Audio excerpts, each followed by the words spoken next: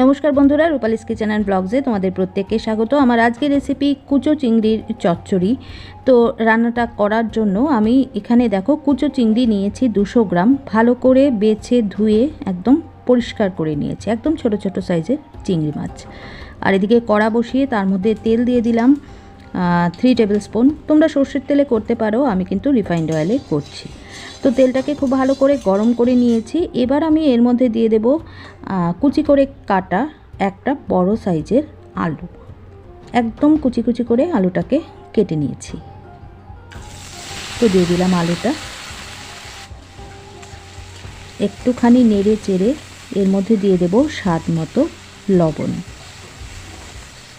একদম সিম্পল ওয়েতে আমি রান্নাটা করেছি, আশা করছি তোমরা প্রত্যেকেই রান্নাটা ট্রাই করবে এবং এটা কিন্তু খেতে সত্যি অসাধারণ হয়। আমি এখানে 2 চা চামচ লবণ দিলাম, তোমরা তোমাদের স্বাদ মতো লবণটা ব্যবহার করবে। লবণটা দিয়ে একটুখানি ভেজে নেব আলুটাকে, এই ধরো 30 থেকে 40 সেকেন্ডের মতো।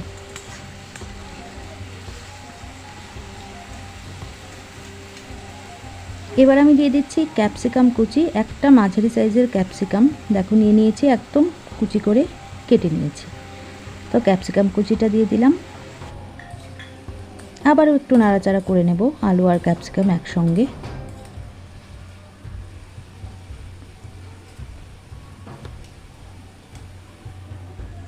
দিয়ে দেব পেঁয়াজ কুচি, একটা বড় সাইজের পেঁয়াজকে কুচি করে নিয়েছি।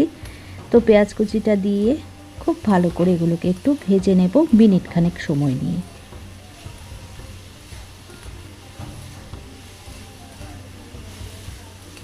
এক্ষেত্রে পেঁয়াজের কালার কিন্তু খুব বেশি চেঞ্জ হবে না, জাস্ট একটু ভেজে নেব। এখন দিয়ে দেব যে চিংড়ি মাছগুলো নিয়েছিলাম সেগুলো দেখো দিয়ে দিচ্ছি, সমস্ত চিংড়ি মাছগুলো।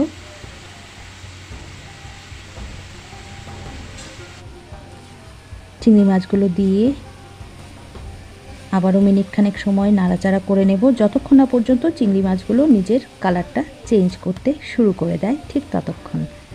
মিনিট খানেকের মধ্যেই চিংড়ি মাছের কালার কিন্তু দেখো চেঞ্জ হয়ে গেছে। এবার আমি এর মধ্যে কিছু গুঁড়ো মশলা দেব। দিয়ে দিচ্ছি হলুদ গুঁড়ো 1 টিস্পুন, লাল লঙ্কা গুঁড়ো দিচ্ছি 1 টিস্পুন, আর দিচ্ছি কাশ্মীরি লাল লঙ্কার গুঁড়ো 1/2 টিস্পুন। খুব সুন্দর একটা কালার আসবে সেজন্য। ভালো করে মশলাগুলোর সাথে সমস্ত কিছু মিশিয়ে দিচ্ছি। তো দেখো খুব সুন্দর করে মিশিয়ে দিয়েছি সমস্ত উপকরণগুলো একসঙ্গে। এই রান্নাটায় কিন্তু আমি 1 ফোঁটাও জল এখনও পর্যন্ত ব্যবহার করিনি আর করবো না। তো এবার খুব সুন্দর করে মেশানো হয়ে গেছে। দিয়ে দেব 2 থেকে 3টে কাঁচা লঙ্কা, আর কাঁচা লঙ্কাগুলোকে কিন্তু আমি গোটা দিয়েছি, চিড়ে দিইনি।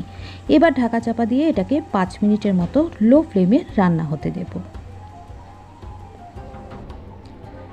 তো 5 মিনিট পর ফিরে এলাম, আমি ঢাকনাটা তুলে নিয়েছি। একটু নেড়ে চেড়ে চেক করে নেব আলুটা সেদ্ধ হয়েছে কিনা।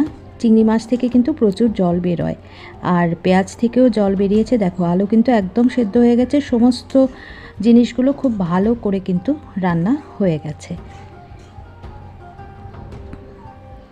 এখন হাই ফ্লেমে একটু নাড়াচাড়া করে নিচ্ছি, যেন যে জলটা রয়েছে সেটা শুকিয়ে যায় একদম।